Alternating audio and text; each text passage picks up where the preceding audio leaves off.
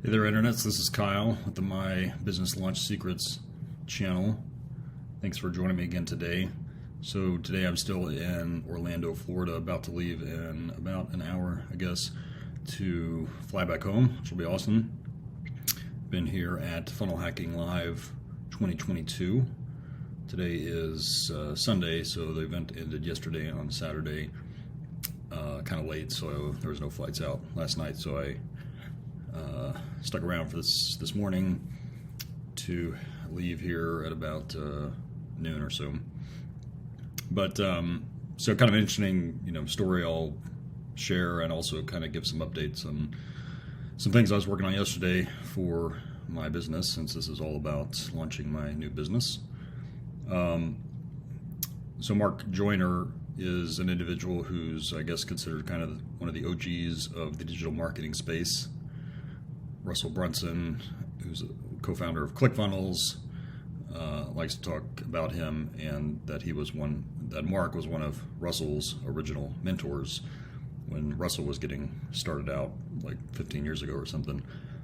And Mark Joyner, I think, has done a lot of things, kind of more or less invented the ebook kind of format, started that trend many years ago, as well as the Facebook tracking pixel, which I don't really exactly know what that is. It tracks your advertisement revenue or something.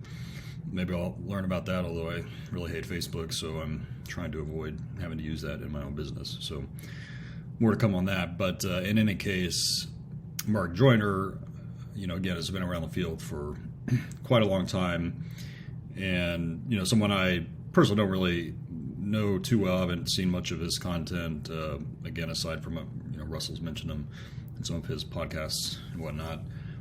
But Mark Joyner was here at Funnel Hacking Live giving one of the presentations this week, and his was certainly a bit different than many of the others, which were, a lot of the talks here are designed, intentionally to be very motivational, to be helping you in launching your own business, or if you've already got a business, how you can take it to the next level, this sort of thing.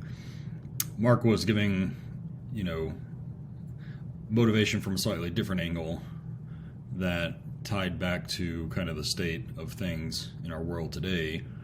Not like political and all that BS, but more about where the state of technology is today and how rapidly it's evolving, and then the inability of governments to keep up with the rapid pace of technology, and understanding how to best, I guess, ultimately control it. But again, his main point really was the pace of evolution of technology is ultimately uncontrollable at this point, and so we are faced as a global society in dealing with some potential very bad outcomes as this technology trend increases. Kind of pointed out the ability, to print firearms, 3D print firearms today, and sort of alluded to the potential in the future for bad actors of various ilks to begin 3D printing, weapons of mass destruction, so causing even more havoc amongst our society. And while I'm not sure I quite see that progressing, I do certainly have similar views in the way that various geopolitical events are kind of unfolding even today. This is 2022, fall of 2022. War in Ukraine being one such event, but the various other challenges, U.S. versus China, China versus U.S., whoever, West versus East, these big kind of problems that you probably hear about on the news, but that in my day job is certainly something I pay closer attention to for various reasons. But in any case, I thought Mark's talk about that, and again, he was really sort of setting it up to say, hey, the world is rapidly changing. You, as an entrepreneur, as a business owner, need to kind of be aware in general terms of what's going on, so that you are setting up your business to continue to be successful, like regardless of how whatever events play out, right? Of course, if you go too far down the path of people are printing weapons of mass destruction in their garage and using them, that can get bad real fast. I'm not sure any real business has a significant chance of surviving, but in any case, I digress. Nevertheless, I think his talk resonated with me, again, given some of my background and my expertise specifically. And so the story ultimately is that I saw Mark just in the hotel here yesterday. Actually, originally, he was just walking around down in the lobby area, and I think I saw him like after I had breakfast down there. And originally, I saw him just sitting by himself, and I was like, "Oh man, I should go, introduce myself." Which, by the way, I'm not the guy that comes and introduces himself to random people. Like, I'm not really about that. I prefer to keep to myself. Frankly, at this conference, I've kind of casually met a couple of people that I've sat next to, but aside from that, I've not done a great job at networking, and I could talk more about that later, I guess. But in any case, I sort of was feeling compelled to go at least introduce myself to Mark and just kind of thank him for the message that he was delivering to this conference. So that was yesterday. I saw him. I kind of hesitated to go over and introduce myself, and then somebody else, who was one of the other speakers, went and sat down with them, and they started talking.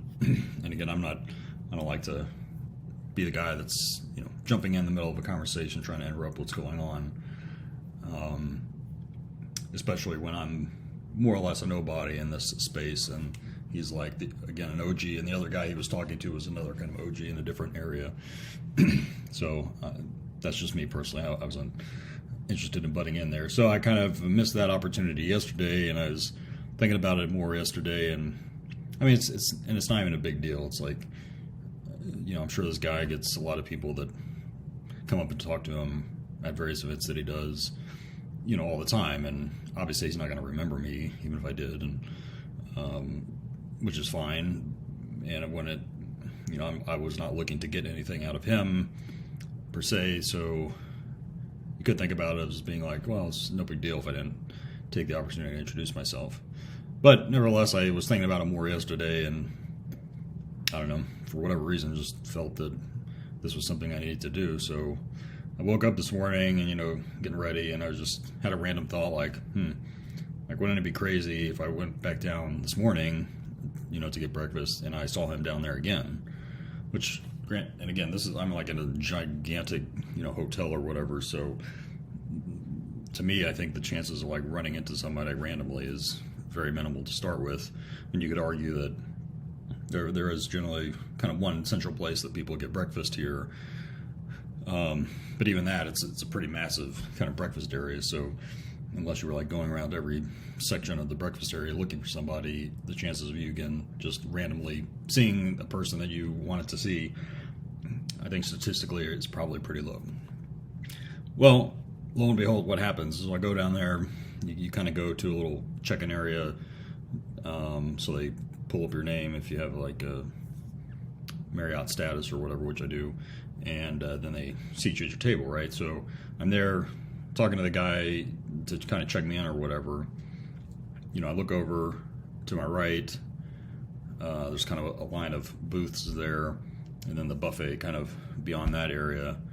And wouldn't you know, I see Mark Joyner coming down with his food from the buffet, coming back down to sit at one of those booths relatively close to the hostess stand where I was at. Maybe just like, I think 2 or 3 booths down from there.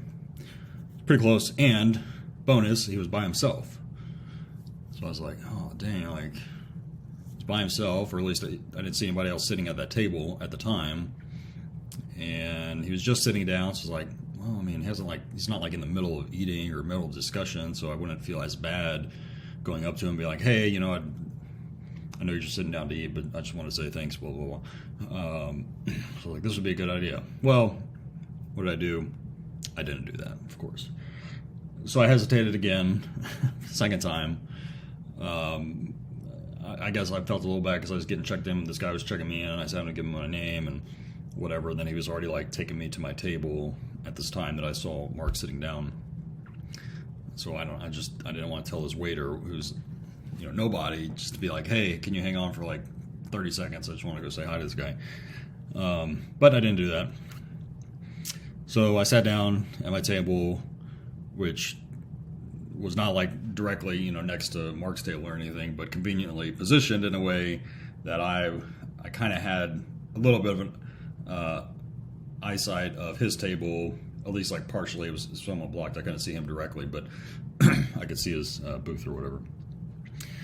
And unfortunately, though, right at the time I was sitting down at my table, I noticed then another guy coming to sit down at his table.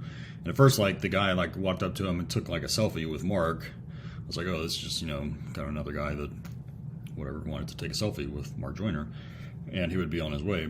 But then that guy actually sat down, so and they were, having a discussion, so they were obviously having breakfast together. I assume that was planned or whatever. But so then I was sitting there on my table by myself and thinking, like, damn, like, now I like really don't want to go like interrupt this dude who's having this, meal and conversation with this guy. So, I guess I kind of missed my opportunity. So then I start thinking of, various COAs, courses of action, things I could potentially do to sort of wedge my way in there in a sense. It's like, well, maybe I could eat real fast and then go outside the restaurant, just like stand around, act like I'm talking on my phone to nobody, right? And you've done it too. So, and then when I see Mark come out, then I could stop and be like, oh, hey, whatever. So I thought about doing that. Then I was kind of ultimately just resigning myself to be like, it's not going to work out. Again, it's like not a big deal. It's not going to change my life. It's not going to change his life to have this introduction. But so why worry about it anyway? I just do my thing, come back to my room, do some work here before I got to go to the airport, and it's fine. So that's more or less what I was kind of thinking.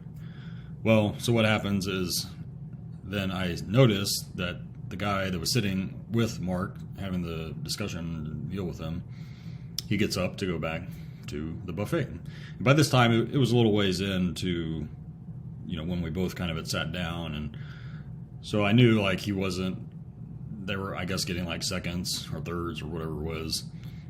Hungry people, I suppose. But nevertheless, I sort of felt like, well, at this point, he's probably already eaten the bulk of his food. He's maybe just like poking around whatever he's still got left. So like, I should do it. I should just get up right now while this other guy's gone, and Mark's just sitting there by himself at this booth. Let's tell him what's up. Say, hey, how's it going? Appreciate your talk, etc. So what do? I actually do it. That's right.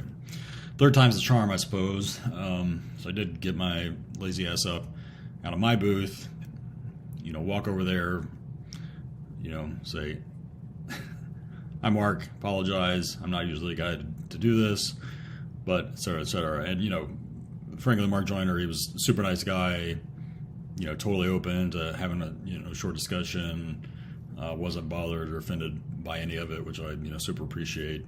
Again, I wasn't expecting him to respond in any way. If I just said, hey, I just wanted to thank you for your talk, whatever, it resonated with me for these reasons. And he said, cool, thanks. And that was it. I walked away. That would have been fine. But it actually, hey, I actually asked some questions. I kind of explained why I enjoyed his discussion of what he presented and how he kind of presented things in terms of the state of the world today, and a little bit of my background. And he actually asked me more questions about my background and like some things I was working on in my day job that kind of relate to some things he was talking about. And he asked me, aside from my day job, like what was I kind of there for? Did I have a business or whatever? So I told him a little bit about what I want to do with launching this coaching business. And so we probably just kind of chit-chatted for, 3 or 4 minutes. The other guy did come back. Mark introduced me to whoever that was. His name was Sebastian, I think, and actually I think I might know who that was, but let's figure that out later. But in any case, he was super receptive, and thanked me for stopping to thank him for his presentation and whatnot, and all went well. And then I went back to my table, finished my breakfast, and which ended up taking like forever because I was finished with my breakfast, but then the freaking waiter was like nowhere to be found. So I'm like sitting there for like, I don't know, what felt like 4 hours waiting to just get my check. It wasn't really like 4 hours, but you get my point. To get my check and get a cup of coffee to go. Anyway, eventually got that, walked out, passed by Mark, didn't say anything to him again, but just passed by him as I was walking out, and he was just chilling with this other guy that was sitting at his booth there. So that's just an interesting little story I thought I'd share. I guess the moral of the story here is that sometimes you do get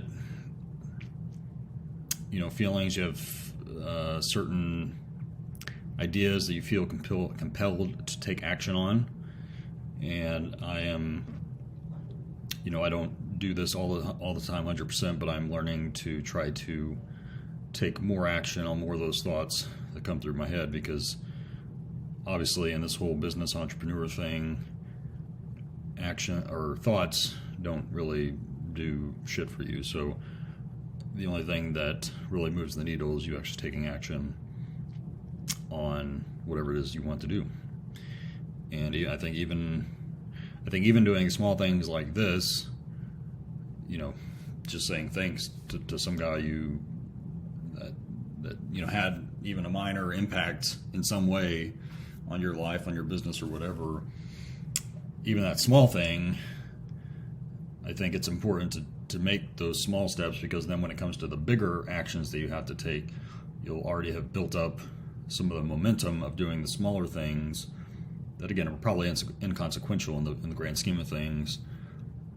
But by doing that, you're, again, training your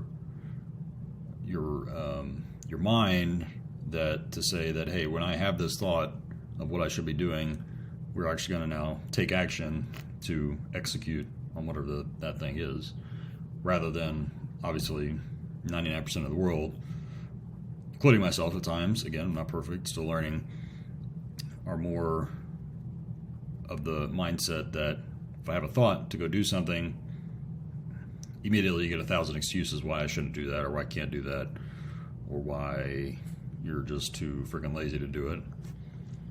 And that is a vicious cycle that you kind of have to train yourself out of. And we can get into a whole other discussion about building habits and neuroplasticity, the ability for your brain to actually physiologically change how it is wired as a function of you implementing new habits. Crazy stuff. But in any case, that's my story for the day. Just a quick tidbit about something I was working on last night before I went to bed, and this is definitely something I'll try to share here on the channel at some point, but started to map out kind of a revenue projection or forecast for the business model that I am looking to implement, which I'll also talk about that model in a coming video as well. I'm very much a numbers guy. I'm an engineer. I like to, I think it's good, obviously, to set like big goals, big lofty goals, and be a billionaire in 10 years or whatever the case is.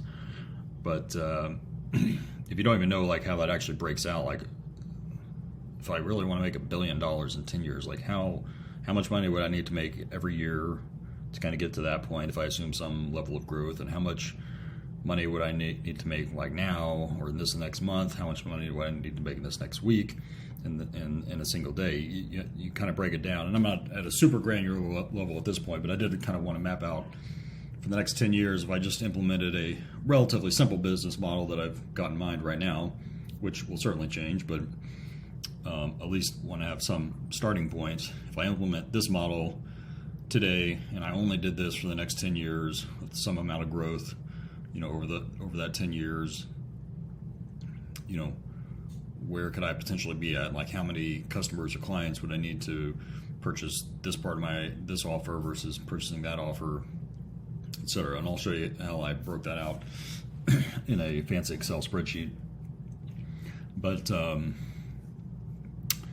yeah, that's an exercise I've now done for, I think, 3 different business models of different things, different ideas I've had over this past 9 months or so. But this is one that I'm much more comfortable in implementing, and I think has a lot more kind of staying power as opposed to some of the other things I thought about and looked into over this past year. So I'll leave it there for now. Thanks everybody for watching. Hit subscribe, click like, or make a comment, or whatever you do on these things, and I'll talk to you later. Thanks.